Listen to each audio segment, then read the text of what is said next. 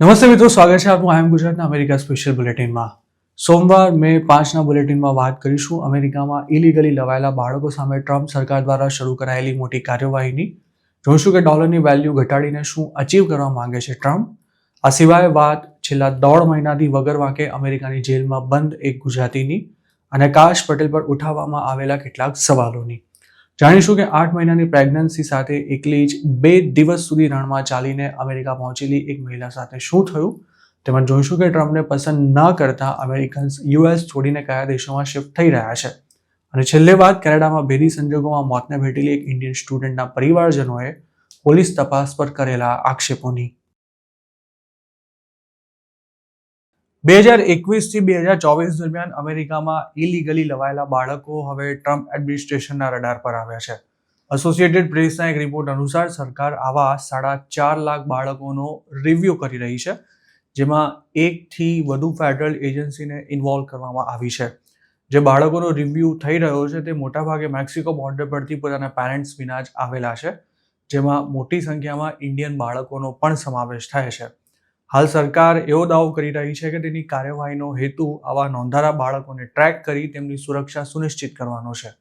જોકે બોર્ડર પરથી નોંધારા મળી આવ્યા બાદ આવા મોટાભાગના બાળકો તેમના એડલ્ટ સ્પોન્સર્સ, પહેલેથી જ યુએસમાં રહેતા પેરેન્ટ્સ, રિલેટિવ્સ કે પછી ફેમિલી ફ્રેન્ડ્સને ત્યાં મોકલી દેવામાં આવ્યા હતા. હાલ આવા બાળકોની તપાસ કરવા માટે FBI અને હોમલેન્ડ સિક્યોરિટીના એજન્ટ્સને તેમના લોકેશન્સ પર મોકલવામાં આવી રહ્યા છે. ટ્રમ્પની સરકારે હાલમાં જ અનેક યુએસ સિટીઝન બાળકોને તેમના અનડોક્યુમેન્ટેડ પેરેન્ટ્સ સાથે ડિપોર્ટ કર્યા છે. ત્યારે હવે બોર્ડર પરથી નોંધારી અવસ્થામાં મળી આવેલા બાળકોનો રિવ્યૂ કરવાના નામે સરકાર તેમની સાથે સાથે તેમના સ્પોન્સર્સ કે પછી પેરેન્ટ્સને પણ ડિપોર્ટ કરી શકે છે તેવું એક્સપર્ટ્સ માની રહ્યા છે. જોકે સરકારનો એવો દાવો છે કે જે લોકો આવા બાળકોના સ્પોન્સર બનતા હોય છે તેમના દ્વારા જ ક્યારેક બાળકોનું શોષણ થવાની આશંકા હોય છે. ડિપાર્ટમેન્ટ ઓફ જસ્ટિસે આવા એક કેસનો હવાલો આપતા એવું જણાવ્યું હતું કે ગ્વાટેમાલાથી આવેલી એક 14 વર્ષની છોકરીને અમેરિકામાં રહેતો વ્યક્તિ તેને પોતાની બહેન ગણાવી તેનો સ્પોન્સર બની ગયો હતો, પરંતુ આ વ્યક્તિનો દાવો ખરેખર ખોટો હતો. હાલ સરકાર એવું માની રહી છે કે આવા અનેક ફેક સ્પોન્સર્સ હવે શરૂ કરાયેલી તપાસમાં પકડાઈ શકે છે. બોર્ડર ક્રોસિંગ બાદ અડોપ્ટ કરાયેલા 65,000 જેટલા બાળકો સાથે સંકળાયેલી ફરિયાદો અમેરિકાની સરકારને 2023થી અત્યાર સુધીમાં મળી છે. છેલ્લા 10 વર્ષથી અમેરિકાની સરકાર બોર્ડર પરથી નોંધારા મળતા બાળકોને દત્તક લેવાની કોઈપણ પુખ્ત વયના વ્યક્તિને મંજૂરી આપી દીધી હતી. જોકે બાઇડનના કાર્યકાળમાં મેક્સિકો બોર્ડર પરથી રેકોર્ડ સ્કેલ પર ઇલીગલ ક્રોસિંગ થતાં આ પ્રોગ્રામમાં મોટી ગડબડ થઈ હતી. ખાસ તો આ ગાળા દરમિયાન મોટી સંખ્યામાં બાળકોએ પણ બોર્ડર ક્રોસ કરી હોવાથી સરહદ પર જ સ્થિતિ સંભાળવી મુશ્કેલ હતી અને ત્યારે બાળકોને અડોપ્ટ કરનારા સ્પોન્સર્સનું પણ બેકગ્રાઉન્ડ કે પછી એડ્રેસ ચેક નહોતું થઈ શક્યું, જેનો લાભ ઉઠાવી ઘણા સ્પોન્સર્સ ખોટી ઓળખ આપીને આવા બાળકોને પોતાના ઘરે લઈ ગયા હતા. જોકે તે દરમિયાન હજારો બાળકોને અમેરિકામાં રહેતા તેમના પેરેન્ટ્સ કે પછી ફેમિલી સાથે પણ મોકલવામાં આવ્યા હતા અને હવે આવા લોકોને એવો ડર લાગી રહ્યો છે કે ફેડરલ એજન્ટ્સ ગમે ત્યારે તેમના ઘરે પહોંચી તેમને પકડી જશે અને ત્યારબાદ તેમને ડિપોર્ટ કરી દેવાશે. તેમાં ઘણા કેસમાં તો બોર્ડર પરથી મળી આવેલા બાળકોના પેરેન્ટ્સ પહેલેથી જ યુએસમાં ઇલીગલી રહેતા હતા અને હાલ આ બાળકો તેમની સાથે જ છે, પરંતુ હવે ટ્રમ્પ આવી ફેમિલીઝને ટાર્ગેટ કરી તેમને ડિપોર્ટ કરી શકે છે. એસોસિએટેડ પ્રેસના રિપોર્ટ અનુસાર છેલ્લા 2 મહિનામાં સરકારે 100 જેટલા બાળકોની કસ્ટડી તેમના સ્પોન્સર્સ પાસેથી છીનવી લીધી છે અને હાલ આ બાળકો પ્રાઇવેટ શેલ્ટર્સમાં રાખવામાં આવ્યા છે તેવું હેલ્થ ડિપાર્ટમેન્ટના એક અધિકારીએ જણાવ્યું હતું. જસ્ટિસ ડિપાર્ટમેન્ટના એક ઓફિસરના જણાવ્યા અનુસાર ટ્રમ્પ એડમિનિસ્ટ્રેશન હવે સ્પોન્સર સાથે રહેતા દરેક બાળકને ટ્રેક કરવા પર કામ કરી રહ્યું છે અને શંકાસ્પદ સ્પોન્સરશિપ એપ્લિકેશનની પણ હવે તપાસ કરવામાં આવી રહી છે. આ પહેલા ટ્રમ્પ સરકાર સ્પોન્સરશિપ પ્રોગ્રામમાં પણ ધરખમ ફેરફાર કરી ચૂકી છે, જેમાં હવે સ્પોન્સર બનવા માંગતા વ્યક્તિના DNA સેમ્પલ લેવાની સાથે ઇન્કમ વેરિફિકેશન તેમજ ફિંગરપ્રિન્ટ સહિતની માહિતી માંગવામાં આવી રહી છે, જેના કારણે હવે ઓછી આવક ધરાવતા કે પછી અમેરિકામાં ઇલીગલી રહેતા લોકો માટે બાળક સ્પોન્સર કરવું લગભગ અશક્ય થઈ ગયું છે અને જ્યાં સુધી કોઈ સ્પોન્સર ન મળે ત્યાં સુધી આવા બાળકોને ફેડરલ કસ્ટડીમાંથી રિલીઝ પણ કરવામાં નથી આવી રહ્યા. ટ્રમ્પની આર્થિક નીતિઓને કારણે દુનિયાભરમાં ઉથલપાથલ મચેલી છે અને તેને લીધે યુએસ ડોલરની વેલ્યુ પણ સતત ઘટી રહી છે. આ સ્થિતિમાં એવો સવાલ થવો સ્વાભાવિક છે કે ડોલર દુનિયામાં પોતાનો દબદબો શું જાળવી શકશે? આમ તો દુનિયાનો કોઈ દેશ નથી ઈચ્છતો કે ડોલરનો દબદબો જળવાયેલો રહે અને દુનિયાની મોટી આર્થિક શક્તિઓ પણ અમેરિકાએ ઊભી કરેલી અનિશ્ચિતતાઓથી ડરેલી છે. એટલે જ વિશ્વના અનેક દેશ અમેરિકા અને તેની કરન્સી ડોલર પરની નિર્ભરતા ઓછી કરવા માંગે છે. ડોલરને રિઝર્વ કરન્સી બનાવી રાખવા પરની ચર્ચા અમેરિકા દ્વારા રશિયા યુક્રેન બાદ રશિયા પર લગાવાયેલા પ્રતિબંધો બાદ જ શરૂ થઈ ગઈ હતી. જોકે હવે તે ઘણી જ આગળ વધી ચૂકી છે. ખાસ તો ઘણા દેશોને ડોલરના રિઝર્વ બનાવવામાં અને તેમાં વેપાર કરવામાં અનેક ખતરા દેખાઈ રહ્યા છે. હાલ ભલે ઘટતો ડોલર અમેરિકાના પાવર સામે પ્રશ્નાર્થ ઊભો કરી રહ્યો હોય, પરંતુ એવું કહેવાય રહ્યું છે કે ડોલરની વેલ્યુ ઘટે તેમાં ખુદ અમેરિકાના પ્રેસિડેન્ટ ડોનાલ્ડ ટ્રમ્પને ખાસ રસ છે. તેઓ ડોલરની સતત વધતી વેલ્યુની વિરુદ્ધમાં પહેલા પણ બોલી ચૂક્યા છે. એટલું જ નહીં, તેમના આર્થિક સલાહકાર સ્ટીફન મિરાન અને વાઇસ પ્રેસિડેન્ટ જેડી વેન્સ પહેલા જ ડોલરને અમેરિકામાં મેન્યુફેક્ચરિંગમાં વધારા સામે ખતરો ગણાવી ચૂક્યા છે. મતલબ કે દુનિયા અને અમેરિકા બંને હાલ ડોલરના દુશ્મન બન્યા છે. જોકે તેમના ઈરાદા એકબીજાથી અલગ છે. હકીકતમાં ટ્રમ્પે સત્તામાં આવ્યા પછી શરૂઆતના મહિનામાં જે આર્થિક નીતિઓ અમલમાં મૂકી છે તેને માર-એ-લાગો અકોર્ડ નામની સમજૂતી સાથે જોડવામાં આવી રહી છે, જેમાં ટ્રમ્પના આર્થિક સલાહકાર સ્ટીફન મિરાને નવેમ્બર 2024માં એક નોટ તૈયાર કરી હતી અને તેનું નામ ડોનાલ્ડ ટ્રમ્પના ગોલ્ફ કોર્સ રિસોર્ટ પરથી રખાયું છે. આ પેપરમાં મેન્યુફેક્ચરિંગને પ્રોત્સાહન આપવાનો અને જૂના આઈડિયાને નવા આવરણ પહેરાવી પાછો અમલમાં મૂકવાની વાત કરાઈ છે. માર-એ-લાગો અકોર્ડમાં અમેરિકાની ભવિષ્યની નીતિઓની ઝલક છે, પણ તે દુનિયામાં ડોલરનો દબદબો પણ ખતમ કરી શકે છે. અગાઉ જણાવ્યું તેમ અમેરિકામાં મેન્યુફેક્ચરિંગ જો વધારવું હોય તો ડોલરને વીક કરવો પડે અને માર-એ-લાગો અકોર્ડમાં જે જૂના આઈડિયાની વાત કરાઈ છે તે ઘણા દાયકા પહેલાના પ્લાઝા અકોર્ડ સાથે સંકળાયેલો છે, જેને સમજવા માટે 1980ના દાયકાની સફર કરવી પડશે. તે વખતે સ્થિતિ એવી હતી કે અમેરિકાની કાર્સ કરતાં જાપાન અને યુરોપિયન કાર્સને લોકો સારી માનતા હતા.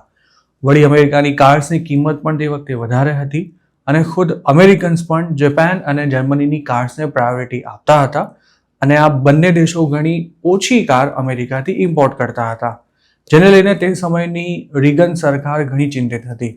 અમેરિકામાં બનેલી કાર વિદેશી ગ્રાહકો માટે ઘણી મોંઘી હતી, એટલે તેનું વેચાણ ઘટી રહ્યું હતું.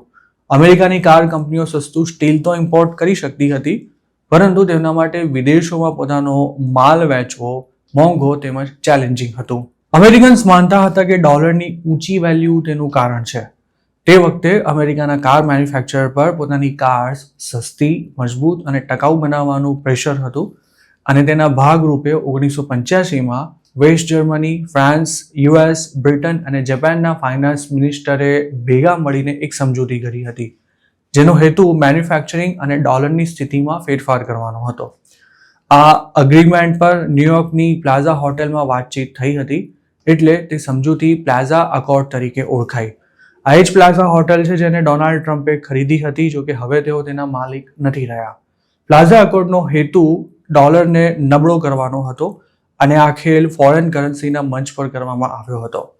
ફોરેન કરન્સી એક અનોખું બજાર છે જ્યાં પૈસાને પૈસાથી જ ખરીદવામાં આવે છે.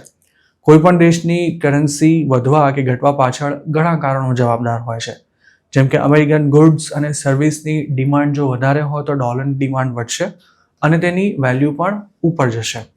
આ સિવાય અત્યાર સુધી અમેરિકામાં ક્રૂડનો વેપાર પણ ડોલરમાં જ થતો હતો.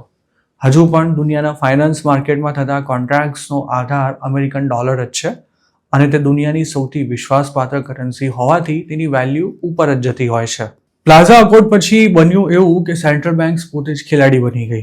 તેમની પાસે ફોરેન કરન્સીનો ભંડાર હતો અને એટલે જ જર્મની અને જાપાને ફોરેન કરન્સીના બજારોમાં ડોલર્સ વેચવાનું શરૂ કરી દીધું અને પછી અમેરિકાએ પણ જર્મન માર્ક અને જાપાનીઝ યેન ખરીદી તેનાથી ઉલટું કર્યું. તે વખતે અચાનક ડોલરની વહેંચવાલી શરૂ થતાં બજારે પણ તેનું અનુકરણ કર્યું અને તેનાથી ડોલરની વેલ્યુમાં પણ ઘટાડો થયો હતો. પરંતુ પ્લાઝા અગ્રીમેન્ટ પરમેનન્ટ સોલ્યુશન નહોતો અને વર્ષ 2014થી અમેરિકાના ડોલરની કિંમત ઘણી ઝડપથી વધી રહી છે. અમેરિકાના ગ્લોબલ ટ્રેડમાં જે અસંતુલન જોવા મળે છે તેની પાછળનું એક મોટું કારણ ડોલરની વેલ્યુ છે. ખાસ તો ડોનાલ્ડ ટ્રમ્પને જેપનીઝ યેન અને ચીનના યુઆન જેવી કરન્સીની સામે ડોલરના ભાવમાં રહેલો ફરક સતાવી રહ્યો છે.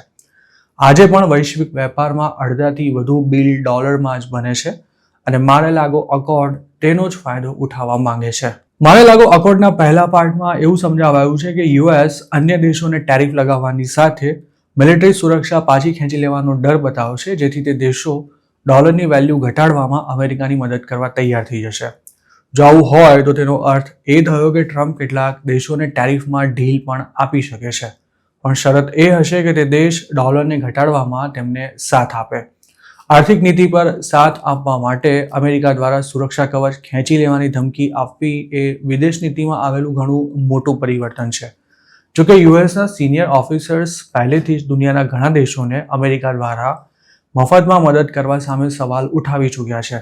જ્યારથી ડોનાલ્ડ ટ્રમ્પ સત્તામાં આવ્યા છે ત્યારથી ડોલર ઘટતો જઈ રહ્યો છે, કેમ કે વૈશ્વિક વેપારને બરબાદ કરનારા તેમના પગલાંએ દુનિયાભરમાં અનિશ્ચિતતા ઊભી કરી દીધી છે.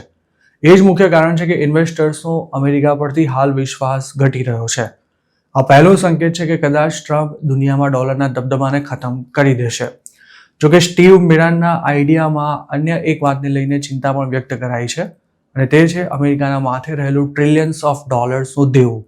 સરકારો મિલિટરી, એજ્યુકેશન અને હેલ્થકેર માટેના ખર્ચાને પહોંચી વળવા માટે જંગી લોન્સ લેતી હોય છે, જેના માટે અમેરિકા બોન્ડ એટલે કે લોન કોન્ટ્રાક્ટ ઇસ્યુ કરે છે, જેને પબ્લિક, બેંક અને અન્ય ઇન્વેસ્ટર્સ ખરીદતા હોય છે. ઉધાર આપનારા આ લોકો કે સંસ્થાઓ સરકારને લોન આપે છે. જેટલા વર્ષ માટે આ લોન અપાઈ હોય છે તેટલા વર્ષ સુધી તેમને દર વર્ષે વ્યાજ મળતું રહે છે, અને નક્કી કરાયેલા સમયે તેમને પ્રિન્સિપલ અમાઉન્ટ પણ પાછી મળી જાય છે. અમેરિકાની સરકાર દર વર્ષે આ રીતે $2 ટ્રિલિયન લોન લે છે, પરંતુ 2021 પછીથી લોન આપનારાઓને અમેરિકન સરકાર દ્વારા અપાતું વ્યાજ ખૂબ જ વધી ગયું છે. મોંઘવારી પર લગામ લગાવવા માટે અમેરિકાની સેન્ટ્રલ બેંક દ્વારા વ્યાજ દરોને વધારવા પણ તેનું એક કારણ રહ્યું છે. મારે-લાગો અકોર્ડનો બીજો પાર્ટ અમેરિકાને સસ્તામાં લોન અપાવવા સાથે જોડાયેલો છે. તે હિસાબે એવા દેશો પર દબાણ કરવામાં આવશે કે જેમની પાસે પહેલેથી જ અમેરિકાના બોન્ડ છે.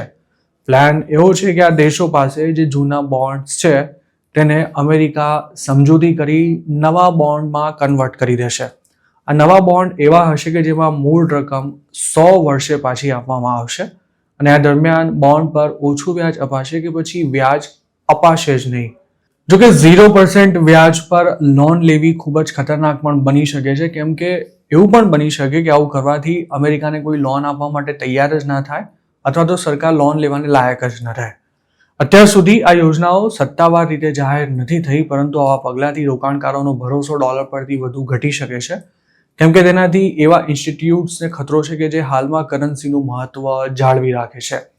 તાજેતરમાં જ ટ્રમ્પે ટેરિફ પર 90 દિવસની રોક લગાવવા પાછળ બોન્ડ માર્કેટને જવાબદાર જણાવ્યું હતું. બોન્ડ માર્કેટ પહેલા પણ અમેરિકાના પ્રેસિડેન્ટ્સને ડરાવતું રહ્યું છે, જોકે દર વખતે તે જ વિલન નથી હોતું.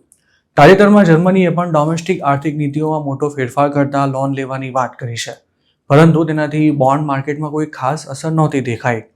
હકીકતમાં અમેરિકા પહેલેથી જ જીડીપીના લગભગ 125% દેવામાં ડૂબેલું છે, એટલે તેના પર પ્રેશર ઘણું વધારે છે. જોકે કેટલાક રોકાણકારો પહેલેથી જ ડોલરથી દૂર ભાગી રહ્યા છે, અને છેલ્લા કેટલાક વર્ષોમાં ઘણા દેશોએ સોનાની ખરીદી પણ વધારી દીધી છે. પરંતુ જ્યારે દુનિયામાં બચત ઝડપથી ઘટી રહી હોય ત્યારે કઈ વસ્તુ પર ભરોસો કરવો તે પણ એક સવાલ બની જાય છે.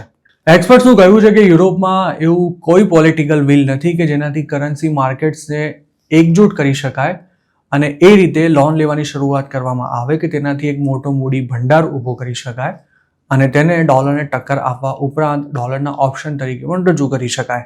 ડોલરને નબળો કરવાની ચર્ચા વચ્ચે એક સવાલ ઘણો મહત્વનો થઈ ગયો છે કે જો ડોલર ખરેખર પોતાનો દબદબો ગુમાવી દે તો તેનું સ્થાન કઈ કરન્સી લઈ શકે? શું યુરો ડોલરનો ઓપ્શન બની શકે છે?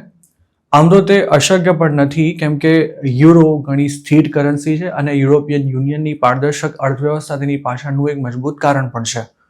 પરંતુ સમસ્યા એ છે કે દુનિયામાં હાલ ચાલી રહેલા રાજકીય પરિવર્તનોની સાથે યુરોપિયન યુનિયનની સ્થિરતા પણ જળવાઈ રહેશે કે કેમ તે નિશ્ચિત નથી. જર્મની અને ફ્રાન્સ જેવી મોટી અર્થવ્યવસ્થાઓ હાલ સંકટમાંથી પસાર થઈ રહી છે. યુરોપિયન યુનિયનના બજાર એટલા ડાયનેમિક પણ નથી, અને આખા EUની ઇકોનોમી ચાઇનીઝ ઇકોનોમી કરતાં પણ નાની છે. તો શું ચીનનો યુઆન ડોલરનો ઓપ્શન બની શકે? આમ થવું અશક્ય ભલે ન હોય, પરંતુ અતિશય મુશ્કેલ ચોક્કસ છે. કારણ કે ચીનની સરકાર અને તેની આર્થિક સંસ્થાઓની પારદર્શકતા પર દુનિયાના મોટાભાગના દેશોને વિશ્વાસ નથી અને એટલે યુઆન પણ રિઝર્વ કરન્સીમાં ડોલરનું સ્થાન લઈ શકે તેમ નથી. આ સિવાય સ્વિસ ફ્રેન્ક અને જેપેનીઝ યેન પણ ડોલરને રિપ્લેસ કરી શકે તેવી શક્યતા ખૂબ જ ઓછી છે. બિટકોઇન કે અન્ય ક્રિપ્ટો પર પણ ફાઇનાન્શિયલ ઇન્સ્ટિટ્યૂટ્સ વિશ્વાસ નથી કરતી. આ સ્થિતિમાં ગોલ્ડ જ બચે છે કે જેને બધા પોતાની મૂડીને સુરક્ષિત રાખવાનો વિકલ્પ માની શકે છે. ગોલ્ડની ખરીદીને લઈને દુનિયાની સેન્ટ્રલ બેન્ક્સની આતુરતા અને તેના ભાવમાં રોકેટ ગતિએ થઈ રહેલો વધારો બતાવી રહ્યા છે કે કોઈ નવી વ્યવસ્થા ન આવે ત્યાં સુધી દુનિયામાં ગોલ્ડ સ્ટેન્ડર્ડનું પુનરાગમન કદાચ થઈ શકે છે. વર્ષોથી અમેરિકામાં સેટલ થયેલા અને retired engineer Mahendra Patel March 18ના રોજ વોલમાર્ટમાં ટાઇલેનોલ દવા લેવા માટે ગયા ત્યારે કદાચ તેમણે સપને પણ કલ્પના નહીં કરી હોય કે તેમને જેલમાં જવાની નોબત આવશે. એટલાન્ટાથી માંડ 30 માઇલ દૂર આવેલા એક્વર્થના વોલમાર્ટમાં મહેન્દ્ર પટેલે દવા શોધવા માટે કેરોલાઇન મિલર નામની એક અમેરિકન મહિલાની મદદ માંગી હતી. આ મહિલા તે વખતે પોતાના 2 બાળકો સાથે ઇલેક્ટ્રિક શોપિંગ કાર્ટમાં ફરી રહી હતી અને તેણે ટાઇલેનોલ ક્યાં મળશે તે મહેન્દ્ર પટેલને બતાવ્યું પણ હતું. દવા મળી ગયા બાદ મહેન્દ્ર પટેલ ફરી કેરોલાઇન પાસે ગયા હતા અને તેનો આભાર માનીને વોલમાર્ટમાંથી નીકળી ગયા હતા. જોકે તેમના ગયા બાદ કેરોલાઇને વોલમાર્ટના એમ્પ્લોયને ફરિયાદ કરી હતી કે મહેન્દ્ર પટેલે તેના બાળકને ખેંચી તેનું અપહરણ કરવાનો પ્રયાસ કર્યો હતો. ત્યારબાદ કેરોલાઇને ઘણીવાર પછી પોલીસને બોલાવી હતી પરંતુ ત્યાં સુધીમાં મહેન્દ્ર પટેલ પેમેન્ટ કર્યા બાદ વોલમાર્ટમાંથી બહાર નીકળી ચૂક્યા હતા. જોકે પોલીસે 3જા દિવસે તેમને બાળકનું અપહરણ કરવાના પ્રયાસ સહિતના આરોપો હેઠળ અરેસ્ટ કર્યા હતા અને આજની તારીખે પણ તેઓ જેલમાં છે. ગ્રેન્ડ જ્યુરીએ મહેન્દ્ર પટેલ સામેના ચાર્જીસ ફ્રેમ કર્યા બાદ હાલ તેમને કોઈ બોન્ડ વિના જ કોક કાઉન્ટીની જેલમાં રાખવામાં આવ્યા છે અને આ વાતને હવે 1.5 મહિનો થઈ ચૂક્યો છે. જોકે મહેન્દ્ર પટેલના એટર્ની એશ્લે મર્ચન્ટે માર્ચ 18ના રોજ વોલમાર્ટમાં જે થયું હતું તેનો વિડીયો જાહેર કરતા આ સમગ્ર મામલામાં યુ-ટર્ન આવ્યો હતો. કારણ કે આ વિડીયોમાં ન તો મહેન્દ્ર પટેલ અને તેમના પર આરોપ મૂકનારી કેરોલાઇન મિલર વચ્ચે કોઈ બોલાચાલી થઈ હતી કે ન તો કોઈ ઝપાઝપી. મહેન્દ્ર પટેલની લોયરનું એવું કહેવું છે કે કેરોલાઇન જે ઇલેક્ટ્રિક કાર્ટ પર સવાર હતી તેના પરથી તેનું 2 વર્ષનું બાળક નીચે પડવા જઈ રહ્યું હતું અને મહેન્દ્ર પટેલ તેને બચાવવા ગયા હતા અને બાળકનું અપહરણ કરવાનો તેમનો કોઈ ઈરાદો જ નહોતો. મહેન્દ્ર પટેલની ફેમિલી યુએસમાં વેલ સેટલ્ડ છે. તેમના પત્ની ડોક્ટર છે અને એક્વર્થમાં તેઓ કેટલીક પ્રોપર્ટીઝના ઓનર પણ છે. એટલું જ નહીં, તેમણે અમેરિકામાં અત્યાર સુધી કોઈ જ પ્રકારનો ક્રાઇમ ન કર્યો હોવા છતાં પણ જે ગુનો તેમણે કર્યો જ નથી તેમાં તેઓ 1.5 મહિનાથી જેલમાં બંધ છે. આ મામલે હવે અમેરિકામાં ખાસ્સો હોબાળો પણ થઈ રહ્યો છે. અત્યાર સુધી લોકલ ન્યૂઝ ચેનલ્સ તો આ મુદ્દાને ઉઠાવી જ ચૂકી છે પરંતુ હવે CNN જેવી ઇન્ટરનેશનલ અમેરિકન ચેનલે પણ તેની નોંધ લીધી છે. મહેન્દ્ર પટેલ પર આરોપ મૂકનારી કેરોલાઇન મિલરે તેમની ધરપકડ બાદ અનેક ન્યૂઝ ચેનલ્સને ઇન્ટરવ્યૂ આપી વોલમાર્ટમાં શું થયું હતું તેની ખોટી કહાનીઓ જણાવી હતી અને સાથે જ પોતે કઈ રીતે બાળકને મહેન્દ્ર પટેલથી બચાવી શકી તેને લઈને પણ ઠોક ચલાવી હતી. જોકે વોલમાર્ટના CCTV ફૂટેજ બહાર આવતા જ કેરોલાઇનના સૂર બદલાઈ ગયા હતા અને તેણે એવું કહેવાનું શરૂ કરી દીધું હતું કે આ મામલે હવે આગળ શું કરવું તે મારા લોયર નક્કી કરશે. કેરોલાઇને હવે મીડિયા સાથે વાતચીત કરવાનું પણ બંધ કરી દીધું છે. CNN તેનો સંપર્ક કરવાની કોશિશ કરી તો પણ તેણે કોઈ પ્રતિક્રિયા આપવાનો ચોખ્ખા શબ્દોમાં ઇનકાર કરી દીધો હતો, જે દર્શાવે છે કે દાળમાં કંઈક તો કાળું છે. થોડા દિવસો પહેલા જ આવેલા એક મીડિયા રિપોર્ટમાં એવો પણ દાવો કરાયો હતો કે કેરોલાઇન મિલર એક મોટી કંપનીના ડ્રાઈવર પર પોતાના પર દુષ્કર્મ ગુજાર્યાનો આરોપ મૂકી મોટી રકમની ડિમાન્ડ કરી ચૂકી છે અને હાલ આ કેસ કોર્ટમાં ચાલી રહ્યો છે. તેવામાં વોલમાર્ટ અને મહેન્દ્ર પટેલ પાસેથી પૈસા પડાવવા માટે કેરોલાઇને તેમના પર ખોટા આરોપ મૂક્યા હોવાની શક્યતા જરા પણ નકારી શકાય તેમ નથી. 56 વર્ષના મહેન્દ્ર પટેલની બોન્ડ હિયરિંગ મે 6ના રોજ થવાની છે. અત્યાર સુધી તેમને જજ સામે હાજર કરાયા જ નથી. જો મંગળવારે તેમને બોન્ડ મળી જશે તો તેઓ જેલમાંથી બહાર આવી શકશે પરંતુ કેસ પૂરો નહીં થાય ત્યાં સુધી તેમના પર અનેક નિયંત્રણો રહેશે. તેમના પર જે ચાર્જીસ લાગ્યા છે તેવા કેસમાં જેલમાં જનારા લોકો સાથે અન્ય કેદીઓ ખૂબ જ ખરાબ વર્તન કરતા હોય છે જેથી જેલમાં પણ મહેન્દ્ર પટેલ સલામત નથી. જોકે આ આખા મામલામાં સૌથી મોટો સવાલ એ છે કે ખૂબ જ હોશિયાર મનાતી અમેરિકાની પોલીસે આવી જૂઠી સ્ટોરી પર કઈ રીતે વિશ્વાસ કરી લીધો. પોલીસે અગાઉ એવો દાવો કર્યો હતો કે વોલમાર્ટમાં જે કંઈ થયું તેનો પોતાની પાસે એક અલગ વિડીયો છે પરંતુ આ વિડીયો હજુ સુધી જાહેર નથી કરાયો. મતલબ કે પોલીસ પણ કદાચ વાર્તા જ કરી રહી છે. મહેન્દ્ર પટેલ અરેસ્ટ થયા ત્યારે તો પોલીસે જાણે તેમણે જ ગુનો કર્યો છે તેવું દર્શાવતા એવી વાત કરી હતી કે જે બાળકનું અપહરણ કરવા માટે મહેન્દ્ર પટેલે પ્રયાસ કર્યો હતો તેની સાથે ગમે તે થઈ શક્યું હોત. મહેન્દ્ર પટેલ જેવા ભણેલા ગણેલા અને પૈસાપાત્ર વ્યક્તિને પણ જો વગર વાંકે અમેરિકામાં 1.5 મહિનો જેલમાં કાઢવાની નોબત આવી હોય તો જેમની પાસે યુએસમાં કોઈ લીગલ સ્ટેટસ કે પછી વકીલ રોકવા માટે પૈસા જ નથી તેમનો તો જાણે ભગવાન જ માલિક છે તેવું કહી શકાય. મતલબ કે મહેન્દ્ર પટેલ સાથે જે કંઈ થયું તે યુએસમાં રહેતા કોઈ પણ ઇન્ડિયન સાથે થઈ શકે છે અને આવી કોઈ વાતમાં ફસાવવું ન પડે તે માટે હંમેશા એલર્ટ રહેવું જરૂરી છે. કારણ કે યુએસમાં ક્યારેક ધર્મ કરવા જતાં ધાડ પણ પડી શકે છે. એફબીઆઈના ડિરેક્ટર અને પ્રેસિડેન્ટ ડોનાલ્ડ ટ્રમ્પના ખાસ વિશ્વાસુ કેશ પટેલ પર્સનલ ટ્રાવેલ માટે સરકારી એરક્રાફ્ટના કથિત ઉપયોગને લઈને હવે વિવાદમાં ફસાયા છે. ગવર્મેન્ટ અકાઉન્ટેબિલિટી ઓફિસ એટલે કે GAO અને કોંગ્રેસના સૂત્રોના જણાવ્યા પ્રમાણે સેનેટ ડેમોક્રેટ્સે GAOને આ મામલાની સમીક્ષા કરવા કહ્યું છે, જેમાં કેશ પટેલ દ્વારા એફબીઆઈના પ્રાઇવેટ જેટના કાફલાના ઉપયોગની તેમજ 2013થી પ્રત્યેક ડિરેક્ટરના તે અંગેના અપ્રોચની તપાસ કરવામાં આવશે. કોંગ્રેસનલ વોચડોગ એજન્સીના ઇન્વેસ્ટિગેટર્સ કેશ પટેલના ફ્લાઇટ રેકોર્ડનું ઇન્વેસ્ટિગેશન કરશે તેવી શક્યતા છે. આ ઇન્વેસ્ટિગેશનથી કેશ પટેલે કયા હેતુથી ટ્રાવેલિંગ કર્યું હતું, એફબીઆઈ તેના પર કેટલો ખર્ચો કર્યો હતો અને તેમણે પર્સનલ ટ્રીપ્સ માટે ઉપયોગમાં લેવાયેલી ફ્લાઇટ્સ માટે સરકારને ચાર્જ ચૂકવ્યો છે કે નહીં તેની તપાસ થઈ શકે છે. ગત સપ્તાહે CBS ન્યૂઝ અને ન્યૂયોર્ક ટાઈમ્સે આ અંગેના સવાલો ઉઠાવતો એક રિપોર્ટ પબ્લિશ કર્યો હતો, જેમાં કેશ પટેલ પર એવા આક્ષેપ કરાયા હતા કે તેમણે પોતાની ગર્લફ્રેન્ડને મળવા અને હોકી ગેમ્સ તથા અન્ય સ્પોર્ટ્સ ઇવેન્ટમાં હાજરી આપવા માટે સરકારી એરક્રાફ્ટનો યુઝ કર્યો હતો. જોકે આ અંગે એફબીઆઈએ હજુ સુધી કોઈ પ્રતિક્રિયા નથી આપી.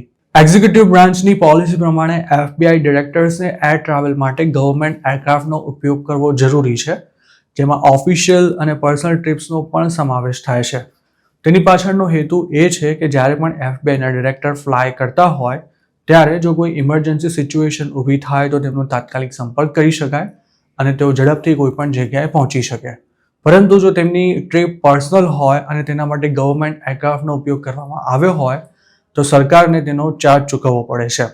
એફબીઆઈ ડિરેક્ટર્સને પોતાની ફેમિલી અથવા તો ફ્રેન્ડ્સને પણ સરકારી એરક્રાફ્ટમાં પર્સનલ ટ્રીપ પર લઈ જવાની છૂટ છે, પરંતુ તે ટ્રીપનો ખર્ચો તેમણે સરકારને ચૂકવવાનો હોય છે. પર્સનલ ટ્રાવેલ કે પછી ઓફિશિયલ કામ માટે ગવર્મેન્ટ એરક્રાફ્ટનો ઉપયોગ કેટલી વાર કરવો તેને લઈને એફબીઆઈના ડિરેક્ટર માટે કોઈ ચોક્કસ નિયમો નથી અને તે તેમની વિવેક બુદ્ધિ પર આધાર રાખે છે. GAOએ છેલ્લે 2013માં નોન મિશન હેતુ માટે એફબીઆઈના એરક્રાફ્ટનો ઉપયોગ કેટલી વાર થયો તેને લઈને ઇન્વેસ્ટિગેશન કર્યું હતું અને ડિરેક્ટર તેમજ એટર્ની જનરલ દ્વારા તેનો કેટલી વાર યુઝ કરવામાં આવ્યો તેનો વિગતવાર હિસાબ પણ રજૂ કરાયો હતો. જોકે આ ઇન્વેસ્ટિગેશનમાં વધારે કોઈ ગડબડ જોવા નહોતી મળી, પરંતુ તે વખતે પણ પર્સનલ ટ્રાવેલ માટે એરક્રાફ્ટના વધુ પડતા ઉપયોગ સામે વોર્નિંગ ચોક્કસ આપવામાં આવી હતી. GAOના ડિરેક્ટર અને 2013ના રિપોર્ટના ઓથર ડાયના મોરેરે અંગે જણાવ્યું હતું કે સામાન્ય કોમર્શિયલ ફ્લાઇટ્સ કરતાં ગવર્મેન્ટ એરક્રાફ્ટનું ઓપરેટિંગ ખાસું ખર્ચાળ હોય છે અને તેથી અધિકારીઓએ તેમને મળેલી સત્તાનો વિવેક બુદ્ધિપૂર્વક ઉપયોગ કરીને ટેક્સ પેયર્સના પૈસાનું વેડફાટ ન થાય તેનું ધ્યાન રાખવું જોઈએ. તાજેતરના વર્ષોમાં પર્સનલ ટ્રાવેલ માટે એફબીઆઈના એરક્રાફ્ટનો ઉપયોગ કોંગ્રેસ અને બ્યુરો વચ્ચે વિવાદનો વિષય રહ્યો છે. તો બીજી તરફ કેશ પટેલના પુરોગામી ક્રિસ વેરી પણ ગવર્મેન્ટ એરક્રાફ્ટના દુરુપયોગ અંગે જે તે સમયે વિવાદમાં આવ્યા હતા અને ત્યારે કેશ પટેલે પોતે પણ તેમની ટીકા કરી હતી. પરંતુ હવે પોતે જ્યારે વેરીના સ્થાને આવ્યા છે ત્યારે બ્યુરોના એરક્રાફ્ટના કથિત મિસયુઝ અંગે કેશ પટેલ ચૂપ છે. એફબીઆઈએ સુરક્ષાના કારણોસર કેશ પટેલની ફ્લાઇટ્સના શેડ્યુલની માહિતી નથી આપી. આ ઉપરાંત ઘણીવાર આ ફ્લાઇટ્સ કેશ પટેલ જે સ્થાને હતા તે સ્થાને જોવા મળી હતી, પરંતુ અધિકારીઓ કેશ પટેલ ત્યાં હાજર હતા કે નહીં તેની પુષ્ટિ કરવાનો પણ ઇનકાર કર્યો હતો. એપ્રિલના ફર્સ્ટ વીક દરમિયાન જસ્ટિસ ડિપાર્ટમેન્ટ દ્વારા બોઈંગ 757 ભાડે લેવામાં આવ્યું હતું અને તેણે ન્યુયોર્ક માટે 2 રાઉન્ડ ટ્રીપ્સ કરી હતી. જ્યારે એપ્રિલ 5ના રોજ નેરો બોડી જેટ 57 મિનિટની ઉડાન ભરી સ્ટુઅર્ટ ઇન્ટરનેશનલ એરપોર્ટ પર પહોંચ્યું હતું, જે વેસ્ટ પોઇન્ટથી થોડે દૂર હતું અને ત્યાં કેશ પટેલે એફબીઆઈ દ્વારા આયોજિત ચેરિટી હોકી મેચમાં ભાગ લીધો હતો. બીજા દિવસે 757 JFK એરપોર્ટ પર જોવા મળ્યું હતું, જ્યાં કેશ પટેલ વોશિંગ્ટન કેપિટલ્સની NHL મેચ જોવા માટે હોકી લિજેન્ડ વાયને ગ્રેસ્ટિકની બાજુમાં બેઠા હતા. આ ઉપરાંત કેશ પટેલે લાસ વેગાસમાં પોતાના ઘર અને પોતાની ગર્લફ્રેન્ડ જ્યાં રહે છે તે નેશવિલ જવા માટે એફબીઆઈના ગલ્ફ સ્ટ્રીમ 5 જેટનો ઉપયોગ કર્યો હોવાનું પણ કહેવામાં આવી રહ્યું છે. કેટલાક પ્રસંગોએ તો કેશ પટેલે બિઝનેસ અને એન્ટરટેનમેન્ટ બંને માટે ગવર્મેન્ટ એરક્રાફ્ટનો યુઝ કર્યો હતો. માર્ચ 21ના રોજ એફબીઆઈનું જેટ વોશિંગ્ટન ડીસીથી નેશવિલ ગયું હતું, જ્યાં કેશ પટેલે સ્ટેટ અને લોકલ લો એન્ફોર્સમેન્ટ સાથે એક રાઉન્ડ ટેબલ મિટિંગમાં ભાગ લીધો હતો અને એફબીઆઈની ફિલ્ડ ઓફિસની પણ મુલાકાત કરી હતી. આ પ્લેન બપોરે વોશિંગ્ટન પાછું ફર્યું હતું, પરંતુ આ દરમિયાન કેશ પટેલે પોતાની ગર્લફ્રેન્ડ એલેક્સિસ વિલ્કિન્સન સાથે મુલાકાત કરી હતી કે કેમ તે સ્પષ્ટ નથી થઈ શક્યું. કેશ પટેલના ટ્રાવેલને લઈને આવેલા રિપોર્ટ્સ બાદ સેનેટ જ્યુડિશિયરી કમિટીના રેન્કિંગ ડેમોક્રેટ સેનેટર ડી ડર્બીને જણાવ્યું હતું કે જ્યુડિશિયરી કમિટીએ ડિરેક્ટર કેશ પટેલ દ્વારા ટેક્સ પેયર્સના ડોલર્સનો દુરુપયોગ થયો છે કે કેમ તે સુનિશ્ચિત કરવા માટે તપાસ કરવી જોઈએ. પ્રેગ્નન્સીના છેલ્લા દિવસોમાં મેક્સિકો બોર્ડર પરથી અરેસ્ટ થયેલી અને ત્યારબાદ એરિઝોનાની હોસ્પિટલમાં બાળકને જન્મ આપનારી ગ્વાટેમાલાની મહિલાને આઈસે કસ્ટડીમાં લીધા બાદ હાલ તેને નોટિસ ટુ અપિયર આપીને મુક્ત કરી દેવામાં આવી છે. જોકે હવે આ મહિલાને તેના યુએસ બોર્ન બાળક સાથે જ ડિપોર્ટ કરી દેવાય તેવી શક્યતા છે.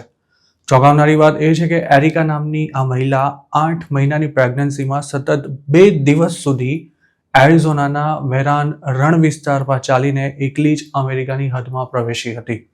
એરિઝોના બોર્ડર પર ઘણા એરિયામાં હજુ પણ ફેન્સિંગ નથી, પરંતુ આ વિસ્તાર એટલો ઉજ્જડ અને વેરાન છે કે તેમાં ભૂલા પડેલા લોકો ભૂખ અને તરસથી જ મરી જતા હોય છે. તેવામાં એરિકા 8 મહિનાની પ્રેગ્નન્સી સાથે કઈ રીતે 2 દિવસ સુધી રણમાં ચાલ્યા બાદ પણ સર્વાઈવ થઈ ગઈ તે પણ એક સવાલ છે. સીબીપીના પ્રવક્તાના જણાવ્યા અનુસાર એરિકા મેક્સિકોથી એરિઝોનાની ટક્સન સિટીના સાઉથ વેસ્ટમાં 74 માઇલ્સ દૂર આવેલા ટ્રેસ બેલોટાસ રેન્ચ નજીકથી અમેરિકામાં પ્રવેશી હતી અને અરેસ્ટ થયાના ગણતરીના સમયમાં જ તેણે ટસ્કન મેડિકલ સેન્ટરમાં એપ્રિલ 30ના રોજ એક બાળકને જન્મ આપ્યો હતો. જોકે ડિલિવરીના 2 દિવસ પછી તેને કસ્ટડીમાં લેવામાં આવી હતી અને હોસ્પિટલમાં તેના રૂમની બહાર ફેડરલ એજન્ટ્સે તૈનાત કરી દેવાયા હતા. એરિકાના એટર્નીએ આ મામલે CNN સાથે વાત કરતા જણાવ્યું હતું કે હોસ્પિટલમાં રહેલી એરિકાને કોઈને મળવાની મંજૂરી નહોતી, તેમજ G-28 ફોર્મ પર પણ તેને સહી નથી કરવા દેવાઈ. એટર્ની જ્યારે તેમના ક્લાયન્ટને રિપ્રેઝેન્ટ કરતા હોય છે ત્યારે ઇમિગ્રેશન ઓથોરિટીને જાણ કરવા માટે આ ફોર્મનો ઉપયોગ કરવામાં આવે છે. એટર્નીના જણાવ્યા અનુસાર એરિકાને પહેલાં તો એક્સપેડાઇટ રિમૂવલનો સામનો કરવો પડ્યો હતો. આ પ્રોસેસમાં ફેડરલ એજન્ટ્સ કોઈને પણ ઝડપથી ડિપોર્ટ કરી શકે છે. જોકે બાદમાં એરિકાને શુક્રવારે ઇમિગ્રેશન જજ સમક્ષ હાજર રહેવાની નોટિસ આપીને રિલીઝ કરી દેવાઈ હતી. એટર્નીએ જણાવ્યું હતું કે ફેડરલ ઓથોરિટી પર લોકલ કમ્યુનિટીનું ઘણું જ પ્રેશર છે. તો બીજી તરફ સીબીપીએ આ અંગે એવી માહિતી આપી હતી કે આ મહિલા મેક્સિકોથી ઇલીગલી અમેરિકામાં આવી હતી. તેને નોટિસ ટુ અપિયર અપાઈ તે પહેલાં તેને વકીલ રાખવાનો લીગલ રાઇટ નહોતો અને નોટિસ ઇસ્યુ થયા બાદ તેને એડવોકેટ સાથે વાત કરવા દેવાઈ હતી. સીબીપીએ એમ પણ જણાવ્યું હતું કે મે 3ના રોજ સવારે આ મહિલાની કસ્ટડી આઈસે સોંપી દેવાઈ હતી. એરિકાના વકીલના જણાવ્યા અનુસાર ગ્વાટેમાલામાં ચાલી રહેલી હિંસાથી ડરીને તે અમેરિકા ભાગી આવી હતી અને તે અસાયલમ મેળવવા માંગે છે. તેમણે કહ્યું હતું કે એરિકાને તેની વાત રજૂ કરવાની તક આપવામાં આવે તો તેને અસાયલમનો કેસ કરવાની મંજૂરી મળી જશે. એરિકાના લોયરનું એમ પણ કહેવું હતું કે ટ્રમ્પ ઓથોરિટી દ્વારા આ કેસમાં શરૂઆતથી જ યોગ્ય પ્રક્રિયાનું પાલન નથી કરવામાં આવ્યું. જ્યારે ઇમિગ્રેશન ઓફિશિયલ્સે એવું જણાવ્યું હતું કે હવે એરિકાએ નક્કી કરવાનું છે કે તે તેના બાળકને સાથે લઈ જવા માંગે છે કે પછી અમેરિકામાં જ રાખવા માંગે છે. જોકે એરિકાની કોઈ ફેમિલી, ફ્રેન્ડ કે પછી અન્ય કોઈ રિલેટિવ યુએસમાં ન રહેતા હોવાનું તેના વકીલે જણાવ્યું હતું. સીબીપીના પ્રવક્તાએ CNN સાથે વાત કરતા એવું કહ્યું હતું કે પેરેન્ટ્સને પૂછવામાં આવે છે કે તેઓ બાળક સાથે ડિપોર્ટ થવા માંગે છે કે નહીં. જો તેઓ બાળકને સાથે ન લઈ જવા માંગતા હોય તો સીબીપી આવા બાળકોને સ્પોન્સરને સોંપી દેતી હોય છે. અમેરિકાના કાયદા અનુસાર દેશની ધરતી પર જન્મેલા કોઈ પણ બાળકને આપોઆપ સિટીઝનશીપ મળી જાય છે, પરંતુ ટ્રમ્પ બર્થ રાઇટ સિટીઝનશીપનો કાયદો જ રદ કરી દેવા માંગે છે, જેના માટે તેમણે સત્તામાં આવતા જ એક એક્ઝિક્યુટિવ ઓર્ડર પણ ઇસ્યુ કર્યો હતો, જેને કોર્ટમાં ચેલેન્જ કરાયો હતો અને આ મામલો હજુ પણ પેન્ડિંગ છે. બર્થ રાઇટ સિટીઝનશીપનો કાયદો રદ ન કરી શકેલા ટ્રમ્પ હવે આખી ફેમિલીઝને જ ડિપોર્ટ કરી નવો દાવ ખેલી રહ્યા છે અને હવે યુએસ બોર્ન બાળકોના પેરેન્ટ્સ પણ તેમના રડાર પર છે. આમ ટ્રમ્પ એડમિનિસ્ટ્રેશન એક કે બીજી રીતે બર્થ રાઇટ સિટીઝનશીપના રસ્તે યુએસ સિટીઝન બનવાનો રસ્તો બંધ કરવા માંગે છે. ઘણા ગુજરાતીઓએ પણ આ કાયદાનો લાભ લઈ પોતાના બાળકોને યુએસ સિટીઝન બનાવી દીધા છે.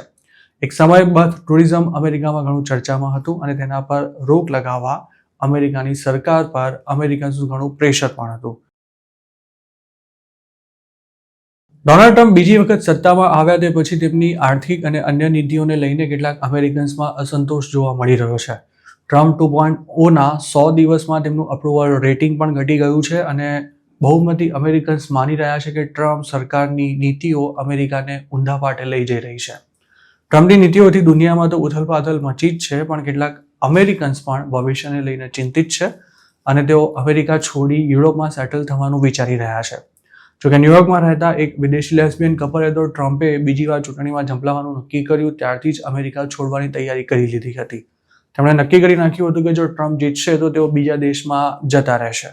આ કપલનું કહેવું છે કે ટ્રમ્પની પહેલી ટર્મમાં તેમને પરિસ્થિતિ સુધરવાની થોડી ઘણી આશા હતી, પરંતુ તેમના બીજા કાર્યકાળમાં LGBTQ કોમ્યુનિટી માટેની ઘણી પોલિસીસ બંધ કરી દેવાતા તેમને હવે અમેરિકામાં રહેવું સેફ નથી લાગી રહ્યું. ન્યુયોર્કના એક સબર્બનમાં રહેતા 69 વર્ષના ડેવિસ એજ્યુકેશનલ કન્સલ્ટન્ટ તરીકે કામ કરે છે.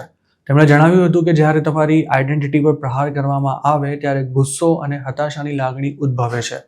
હવે તેઓ યુરોપમાં સેટલ થવા માટે ઇમિગ્રેશન લોયર્સની મદદ લઈ રહ્યા છે. ડેવિસ તેમની 52 વર્ષની પાર્ટનર સુસી બાર્લેટ સાથે પોર્ચુગલ કે પછી સ્પેનમાં સેટલ થવાનું વિચારી રહ્યા છે. સધન યુરોપિયન લાઇફસ્ટાઇલથી આકર્ષિત આ કપલ ડિજિટલ નોમેડ કે પછી રિટાયરમેન્ટ વિઝા માટે પ્રયાસ કરી રહ્યું છે. ડેવિસે જણાવ્યું હતું કે તેમને પોતાની કોમ્યુનિટી છોડીને જવાનું દુઃખ તો છે, પણ અસ્વીકાર્ય પોલિટિકલ અને સોશિયલ પરિસ્થિતિ ઊભી થઈ ગઈ હોવાથી તેમને આમ કરવું પડે તેમ છે. Government visa and citizenship data તેમજ રોયટર્સે કરેલા 8 રિલોકેશન ફોર્મ્સના ઇન્ટરવ્યુમાં એવી વાત સામે આવી હતી કે ટ્રમ્પે ચૂંટણીમાં ઝંપલાવતા યુરોપ જવાનો વિચાર કરી રહેલા અમેરિકન્સની સંખ્યા વધી હતી. જોકે 340 મિલિયન લોકોના દેશમાં જે આંકડો સામે આવ્યો હતો તે પ્રમાણમાં ઘણો નાનો છે. આ વર્ષના પહેલા 2 મહિનામાં આયરિશ પાસપોર્ટ માટે અરજી કરનારા અમેરિકન્સની સંખ્યા છેલ્લા એક દાયકામાં સૌથી વધુ નોંધાઈ છે. આયર્લેન્ડના ડિપાર્ટમેન્ટ ઓફ ફોરેન અફેર્સના ડેટા મુજબ જાન્યુઆરી અને ફેબ્રુઆરીમાં એવરેજ મહિને 4300 એપ્લિકેશન્સ અમેરિકામાંથી મળી હતી, જે ગત વર્ષ કરતાં 60% વધારે છે.